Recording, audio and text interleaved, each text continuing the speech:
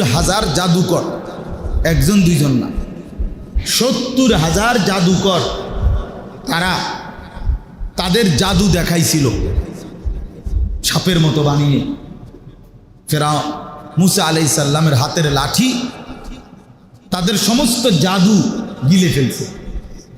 তারা বুঝছে মুসার হাতের লাঠি দিয়ে যেটা দেখাইছে এটা জাদু হইতে পারে না, কারণ তারা 70,000 জাদুকর, পৃথিবী বাসা সমস্ত জাদুর বিদ্যা তাদের কাছে আছে। কাজেই জাদু করে সর্বোচ্চ কি করতে পারে এটা তো তারা জানে, এদূর তো তাদের আইডিয়া আছে। কাজেই তারা বুঝছে এটা নিঃসন্দেহে জাদু নয়, এটা আল্লাহ তাআলার পক্ষ থেকে নিশ্চিত মুসা নবীর মুজিজা। ফলে এই 70,000 জাদুকর সমস্ত মানুষের সামনে, ফেরাউনের সামনে সেজদা দিয়ে কালেমা পড়ে মুসলমান হয়ে গেছে, ইমানদার হয়ে গেছে। দেখেন আল্লাহ তাআলা তাদের ঈমান এত পছন্দ করছে, এই 5 মিনিটের ভিতরে তাদের ঈমান আল্লাহ এমন মজবুত করছে কলজার ভিতরে যে আল্লাহ তাআলার এই বান্দারা, ফেরাউন ঘোষণা দিয়েছে আমি তোমাদেরকে গাছের মধ্যে, খেজুর গাছের মধ্যে টাঙ্গাইয়া এরপরে হাত পাও কাইটা কাইটা হত্যা করো, ওয়ালা উসাল্লিবান্নাকুম ফি জুযুআইন নাখ, খেজুর গাছের মধ্যে টাঙ্গামু, এরপরে তোমাদের হাত পাও গিরাগারা কাটবো। তোমরা কেন আমাকে না জিজ্ঞেস করে কালেমা পড়লা, ঈমান আনলা কেন? আমি তোমাদেরকে খাওয়াইয়া পড়াইয়া লালন পালন করলাম। এই তখন কোরআনে আছে 70,000 জাদুকর তখন বলছিল, হে ফিরাউন ফাকদি মা আনতা কাদিন ইন্নামা তাকদি হাদিহিল হায়াতাদ দুনিয়া, আরে বেটা নাফরমান, তো যা মন চায় তা করতে পারো, যাই করবা তুমি, জুলুম নির্যাতন এটা তো শুধু দুনিয়ার এই শরীরটার উপরেই করবা, এই দেহ থেকে যখন রুহু বের হয়ে যাবে এরপরে আর আমগরে ধরবা কেমনে? আমাদের রুহ তো সরাসরি মাওলার জান্নাতে চলে যাবে। ঈমান, ঈমান এতটা মজবুত নিয়ামত, আল্লাহ যাকে দান করে সে গোটা পৃথিবী ভুলে যায়, গোটা পৃথিবী ভুলে যায়। পৃথিবীর সমস্ত স্বার্থ, পৃথিবীর সমস্ত লোভ লালসা সে আর পরোয়া করে। তো যাই হোক, হযরতে বেলাল রাদিয়াল্লাহু তাআলা আনহু একজন গোলাম, একজন কৃতদাস, একজন হাবশি মানুষ, চূড়ান্ত কালো চেহারার অধিকারী, মক্কার লোক না, মক্কার মানুষ না, উনি তো হাবশার, হাবাসা, ইথিওপিয়া, এখনকার মানচিত্রে আফ্রিকান ইথিওপিয়া একটি দেশ। এই ইথিওপিয়া যেই দেশটা এইটাই হাবশি, হাবাসা আগে বলতো, এখন বলে এইটা। আমি হজ্জের মধ্যে এই ইথিওপিয়ান মুসলমান দেখছি, কথাও বলছি, একদম কালো চেহারা মৌলানা সাহেব, কালো চেহারা, লম্বা, একদম কালো। কিন্তু আমার অনেকক্ষণ কথা বলাতে দেখছি ওই মৌলানা এত কালো চেহারা, কিন্তু হাসি দিলে মানে মুখ খুল, দাঁত এত সুন্দর, মানে কালোর মধ্যে যেন মানে মুখটা এরকম তো সুন্দর, এত চমৎকার লাগছে কথা শুনে, খুব আখলাকওয়ালা। যাই হোক, তো এই হাবশি তিনি হযরতে বেলাল রাদিয়াল্লাহু তাআলা মক্কার মানুষ না, বাড়ি ঘর, আত্মীয় স্বজন, বাবা মা কিচ্ছু নাই, এখানে তো ওনার কেউ নাই, উনি একজন গোলাম, একজন কৃতদাস। তো আল্লাহ তাআলা তাকে ঈমানের এতটা স্বাদ দিছে, মজা দিছে, ঈমানের এতটা মজবুতি দান করছে, এই উমাইয়া বেঈমান কাফেরের সমস্ত জুলুম নির্যাতনের মোকাবেলায় উনি শুধু এক কথাই বলে গেছে, আহাদ আহাদ, আল্লাহই এক, আল্লাহই এক, আল্লাহই এক। মানে আমি সব ছাড়তে পারি, জুলুম সইতে পারি, আমার আল্লাহকে ছাড়তে পারি, আল্লাহকে ছাড়তে। আসলেই বাস্তবতা এটা, ভাব আমার জন্য, আপনাদের জন্য, যুবকের জন্য, বৃদ্ধের জন্য, মা বোনদের জন্য, আল্লাহকে ছেড়ে দিলে জিন্দেগির আর কোনো অর্থ থাকে না। আল্লাহকে বাদ দিয়ে অন্য কিছুকে আপন মনে করলে, খুব প্রিয় মনে করলে, আমার বাজার, আমার ব্যবসা, আমার দোকান, আমার ঘর, আমার মোবাইল, আমার বন্ধুদের আড্ডা, আমার বিদেশ, এই কোনো কিছুকে, যে যা কিছুকে আল্লাহকে বাদ দিয়ে বন্ধু বানাইছে, সঙ্গী বানাইছে। হয় দোকানের কারণে, নয় ব্যবসার কারণে, নয় চাকরির কারণে, নয় বন্ধুদের আড্ডা দেওয়ার কারণে, নয়তো মোবাইলের আসক্তির কারণে, এরকম কারণে আল্লাহর হুকুম মানতে পারে নাই, না নামাজ পড়তে পারছে, না হালাল হারাম বাইছা রোজগার করতে পারছে। তাহলে তুমি নাফরমান তো নিশ্চিত আল্লাহকেই ছেড়ে দিছে। সামান্য চা বিক্রি করে, বন বিক্রি করে, এবারটার নামাজের টাইম নেই। অটো চালায়, আরে অটো কদ্দুর চালাস বেটা, তুমি বেটারও নামাজের টাইম নেই। সিএনজি চালাও, তোমারও সময় নেই, কারো সময়। মোবাইল টিপতেছে, হেরও সময় নাই। তাহলে কি বোঝা গেল? আল্লাহকে ছেড়ে দিছে, সামান্য দুনিয়াকে বন্ধু বানাস।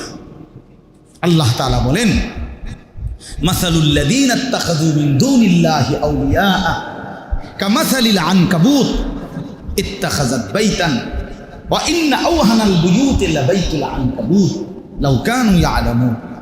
আল্লাহ তাআলা বলেন, তোমরা যারা আমি আল্লাহকে বাদ দিয়ে অন্য কিছুকে বন্ধু বানাচ্ছ, সেই মানুষগুলো মনে রেখো তোমরা এক একটা মাকড়সা। যে আল্লাহকে বাদ দিয়ে অন্য কিছুকে বন্ধু বানালো, আল্লাহ বলেন ওই ব্যক্তি হলো একটা মাকড়সা। মাকড়সা, মাকড়সা বুঝছেন না? কিরকম? ওই হাতির মতো, ওই ছোট্ট এই মাকড়সা, ওই লোকটাই হলো মাকড়সা। কেমন মাকড়সা? ইত্তাখাযাত বাইতান, যে মাকড়সা একটি ঘর বানালো বড় যত্ন করে। এই লোকটাও যেন আল্লাহকে বাদ দিয়ে অন্য কিছুকে ধরে যেন একটা মাকড়সার ঘর বানালো। ওয়া ইন্না আওহানাল বুয়ুতি লাবাইতুল আনকাবুত। আল্লাহ তাআলা বলেন, আর এটা নিশ্চিত শুনে নাও, এই পৃথিবীতে সবচেয়ে দুর্বল ঘর মাকড়সা। একটু বাতাস উড়ায় দিবে, 6 মাসের বাচ্চাও যদি হাত নাড়া দেয়, মাকড়সার ঘর ভেঙ্গে চুরে শেষ হয়ে যায়। তো আল্লাহ তাআলা বলেন, তুমি এরকম আমি আল্লাহকে বাদ দিয়া যেই দলেরে ধরলা, নেতারে ধরলা, কর্মীরে ধরলা, ক্ষমতারে ধরলা, পদেরে ধরলা, পদবীকে ধরলা, দোকানকে ধরলা, টাকাকে ধরলা, ব্যাংককে ধরলা, তুমি বিদেশকে ধরলা, শরীরকে মনে করলা, স্বাস্থ্যকে মনে করলা, এগুলোকেই তুমি আমি আল্লাহকে বাদ দিয়ে ধরলা। তো তুমি যেন একটা মাকড়সা, যে একটি ঘর বানালা আমারে বাদ দিয়া। আর শুনে নাও, অল্প সময়ের ব্যবধানে সেই ঘর ভেঙ্গে চুরে শেষ। তোমার সেই স্বপ্নের পরিকল্পনা সব শেষ হয়েছে। এই জন্য আল্লাহকে ছাড়তে নাই ভাই, আল্লাহকে ছাড়তে নাই। আজ আমরা সবাই মিলে জিন্দিগির এমন এক জিন্দিগি বানায় নিছি, যে জিন্দিগিতে 24 ঘন্টা মুসলমান হিসাবে আমাদের ফিকির আমরা হওয়ার কথা ছিল আখিরাত।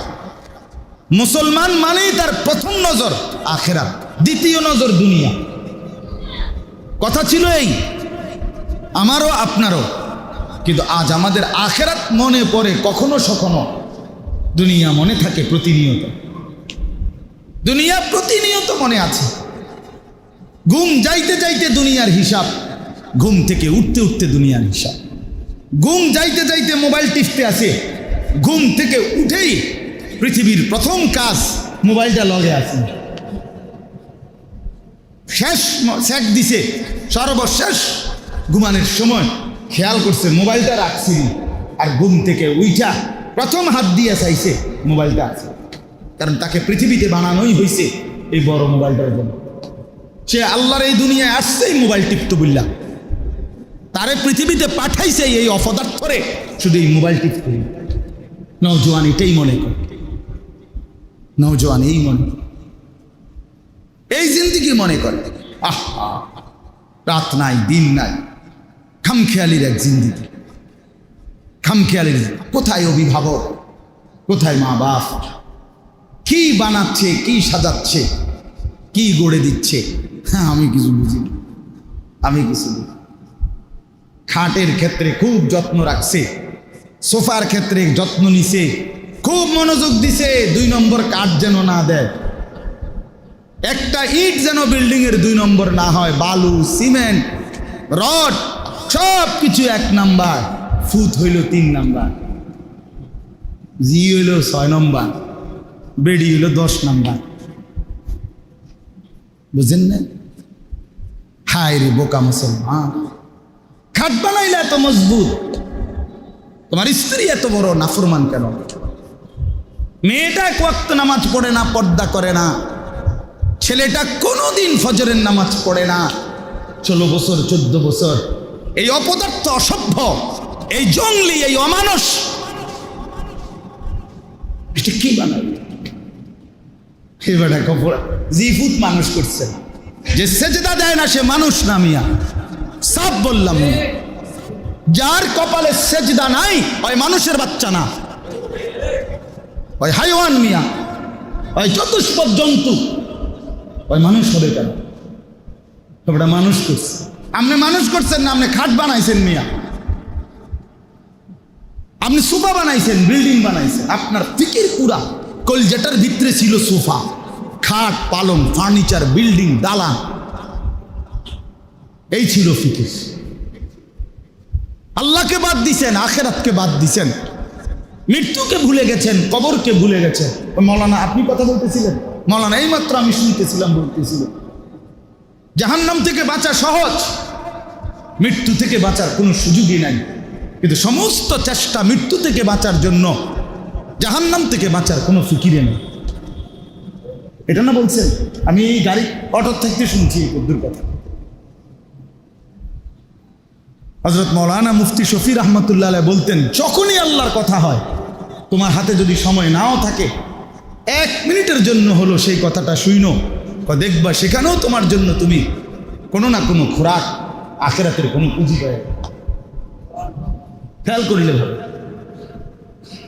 এই জন্য আল্লাহকে বাদ দিতে নাই।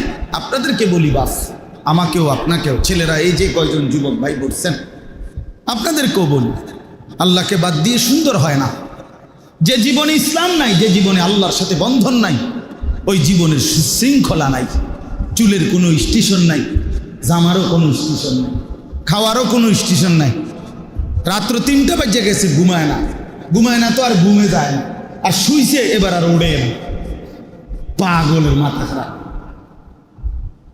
বোঝেন না কথা? প্রথম তো শোয়ে না, তো আর শোয়ে না, এবার শুইছে তো আর ওড়ে না, 9টা বাজে গেছে, এবার আর ওড়ে না, কোনো আগাও নাই, মাথাও নাই, পায়জামাও না, ফেলাস নিব না, অপদার্থ আর কি, অপদার্থ।